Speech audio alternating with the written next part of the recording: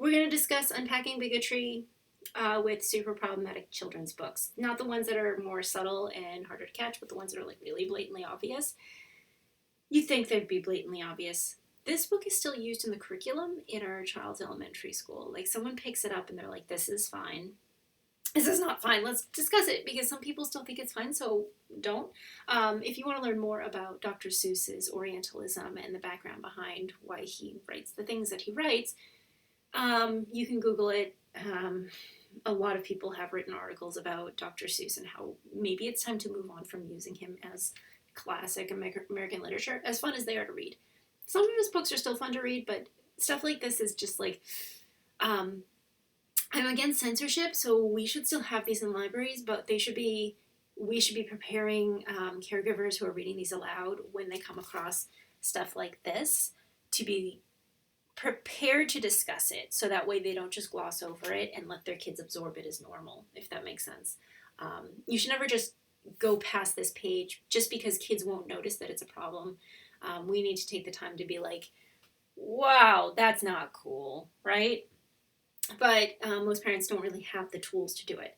So when you do come across something feels weird, and usually when something's problematic, you don't know the whole history behind it at first, right? You got to find it, research it, think about it, and then come back to it. So this isn't a conversation that happens right away.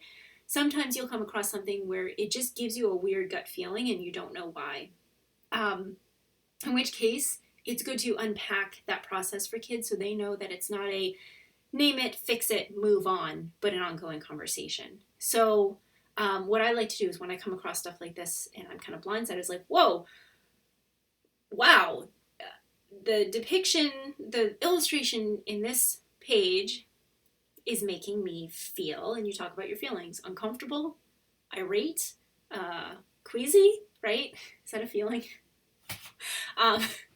Name how you're feeling, name what you see, and like I see this depiction of, and we always talk about like what is the race and the background of the authors of the books that we're reading.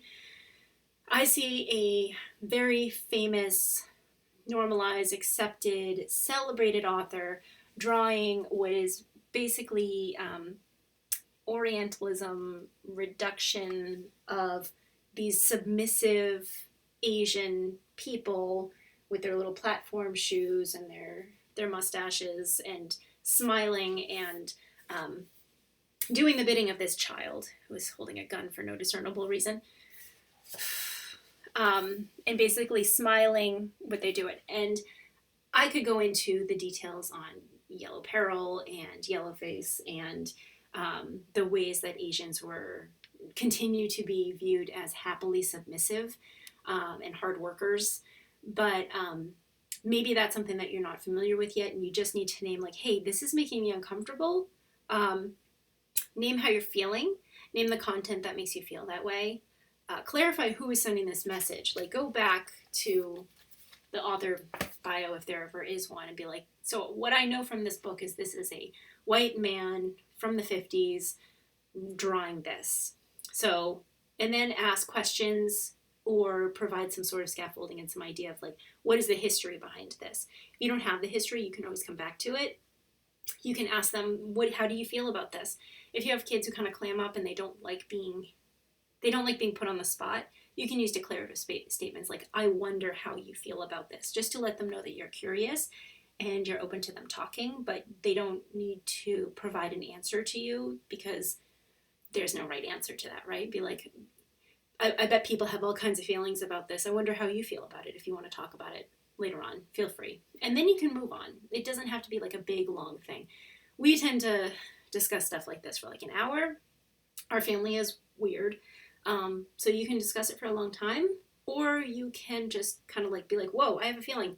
Let's come back to this. And then the key here is when you do come back to it, get curious about what the author is assuming about people that they think this is okay. So I'd get curious, be like, I wonder who this book was written for. Who is this author writing the book for? Who do they think is reading this? Because clearly Seuss does not think that Chinese American kids are reading this. I mean, if he is, maybe he just doesn't care. He thinks this is a fun joke. This is going to delight white children. And then you can get into why would an author only assume that white children should have access to his books, right? I feel like I don't really need to go over how this is problematic, but if you have questions, feel free to comment, I guess. No judgment. It's okay. Not everyone was born knowing why slant eyes and stuff like that are problematic. Then there's little subtle stuff that you might not catch, such as I'll catch them in countries that no one can spell, which is a subtle way of normalizing whiteness and foreign non-English languages as foreign and strange, and also not worth knowing, which is like why it's so important for many people who have non-English names to have their name pronounced correctly. I don't really care if you pronounce my name correctly, it's fine. It's Asia, by the way, like the continent. But for many people who have been put down and intentionally had their names mispronounced or just like mispronounced over and over and over by teachers and bosses, it's a way of subtly putting someone down and keeping them, reminding them that they're not that important. And I have had teachers who have insisted on saying my name wrong before. But this is just that subtle reinforcement, like who has the power here? Who matters, right? Okay. Right. So, and then this is getting down into the weeds, but stuff like, and then I'll go down to the wilds of Nantucket and capture a family of lunks in a bucket, which is, the island of Nantucket is the territorial homelands, part of the territorial homelands of the Wampanoag people. Those are the tribe who welcomed the Pilgrims and lived to regret it. Not Pilgrims, Puritans. So, within white culture, we talk about Nantucket and we forget about its roots and its history, particularly as a place where a lot of Wampanoag retreated from colonization and eventually still got attacked and colonized, even in that kind of hard to get to island with very infertile soil. But we kind of use these words. Nantucket is based, I don't know the original word, it's based on an original Wampanoag word. So it sounds funny, so why not put it in our riddles? What are those sayings where you say a lady went down to Nantucket? We put them in there. We use them in funny Dr. Seuss books, and we ignore the history of the actual place, which has meaning, and it's even in like traditional stories about Ma Shop and stuff like that. But that oblivious ability to use things, just like this land, that have meaning and importance to Wampanoag and other indigenous people and just like throw them in as afterthoughts. And it would be fine if we respected them as like, this is a part of our cultural lexicon, but it's not. It's something we stole and that has like deep, painful meaning to people that we're just using because it's a funny word. Then we have a little bit of speciesism, which is some beasts are too dangerous to catch with bare hands. For those that are ugly and vicious and mean, I'll build a bad animal catching machine. It's rather expensive to build such a kit, but with it, a hunter can never get bit. Spinning off the Nantucket thing, we have to remember who is this written for, because this mechanized, almost automated, easy way of killing animals is so disrespectful. So like if we're looking at it not from terms of race or anything, but speciesism, which is something we haven't gotten really into that much in Raising Luminaries, but this idea of there being good and bad animals based on viciousness, which is basically how dangerous they are to humans, and the ways that we gleefully, enthusiastically terrorize and torture them is both a result of colonization, because we're not thanking the animal, we're not respecting the animal, we're not honoring the animal sacrifice. He's not eating that animal, he's trapping it for a zoo for the entertainment of other white people. This is like a serious violation culturally that many United States settlers are totally cool with. And it also is just one more like poke in the eye for anyone who like sees the reference to Nantucket and is like, wow, you are not, we do not have the same values, right? Yeah, so it's just like another dig. And And it's also kind of reminiscent of the 1800s when settlers would go round up and mercilessly kill buffalo exclusively for the purpose of cutting off the food source of Plains indigenous people over in what is now like the Midwest. So this callous rounding up of animals, while it doesn't seem on the surface to be about colonization, very much plays into the culture and the normalization and the celebration of just killing animals disrespectfully just for fun, and for profit and capitalism, basically.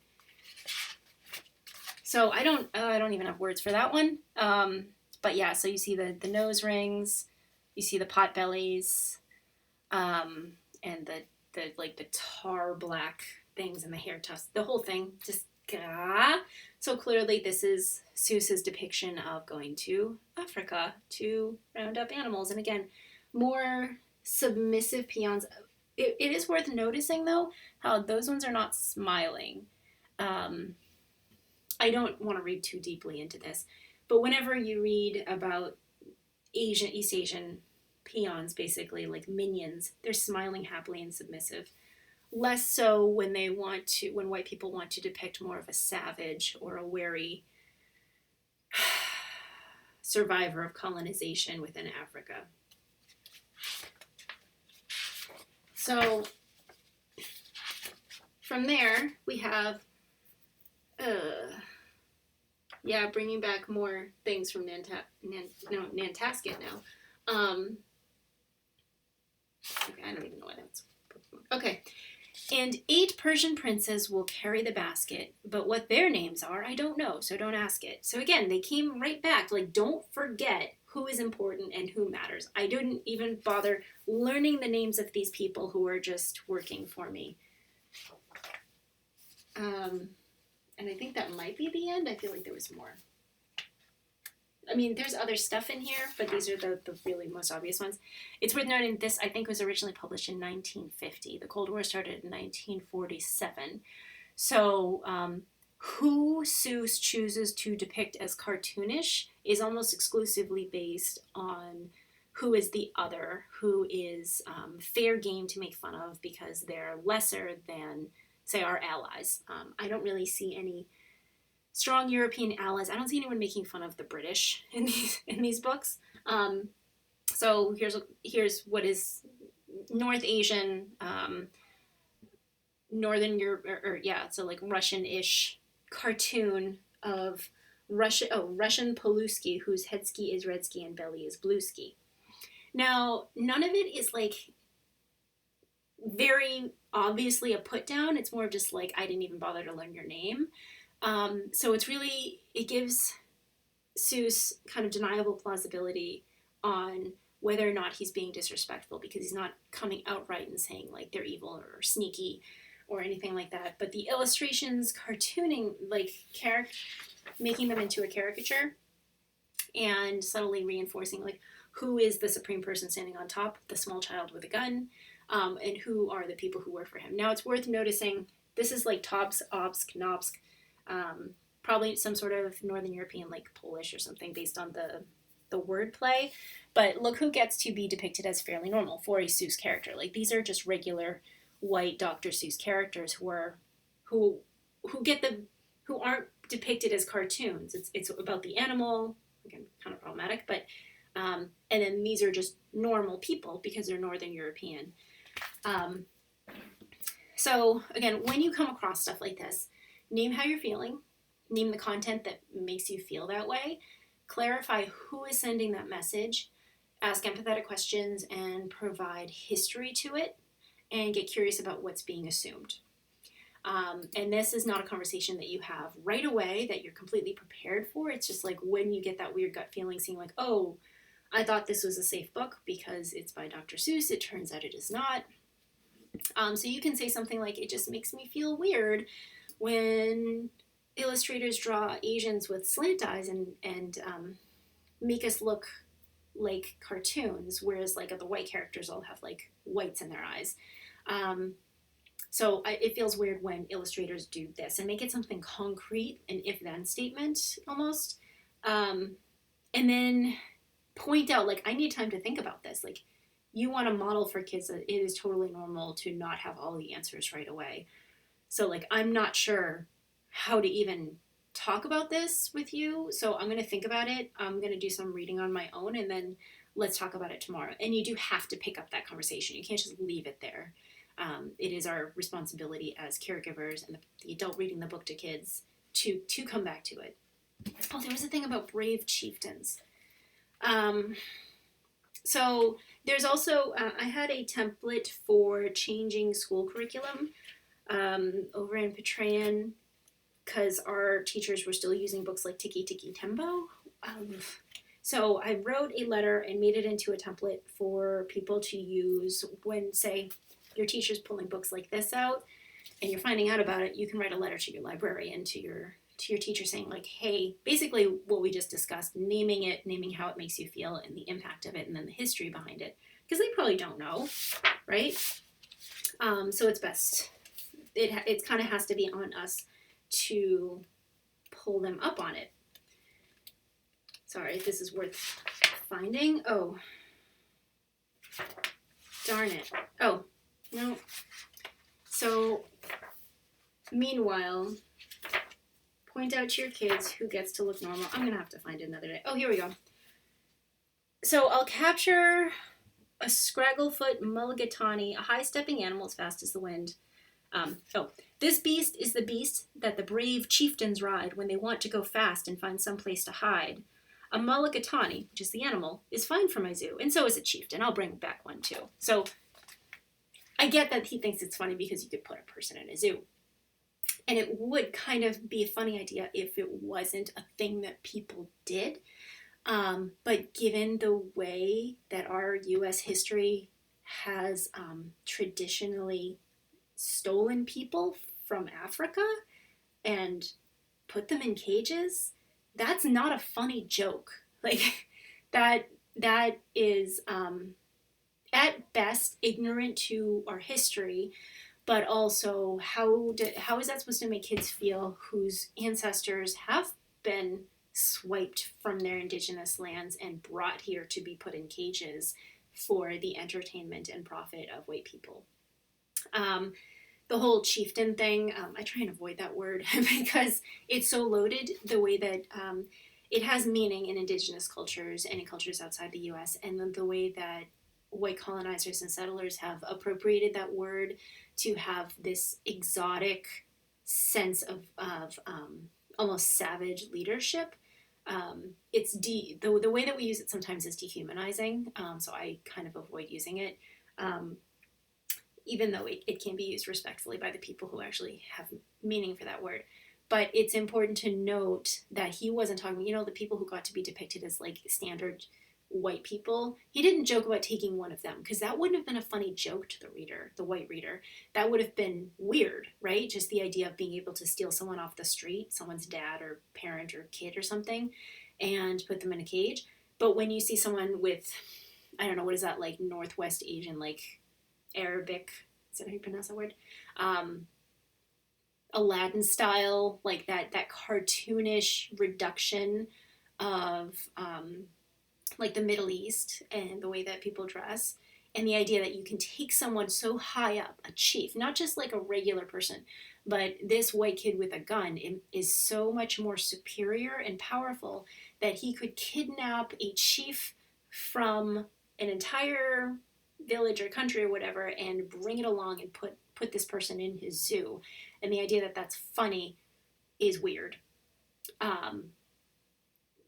The same way it would be weird if he had taken one of those regular looking people who weren't cartoonish and putting them in a zoo, if that makes sense. I think that's all that I needed to tell you about this book. But yeah, I will put a link in wherever I post this for the template, and hopefully you can spin off of that if you do find this book in your library, where it can be either marked as problematic. Maybe you could come with that letter. You could ask librarians to include that letter in like glued into the back of it or something, and definitely send that letter to teachers who are using it in their curriculum in a way that does not say, hey, let's unpack the problematic things, but just like, America,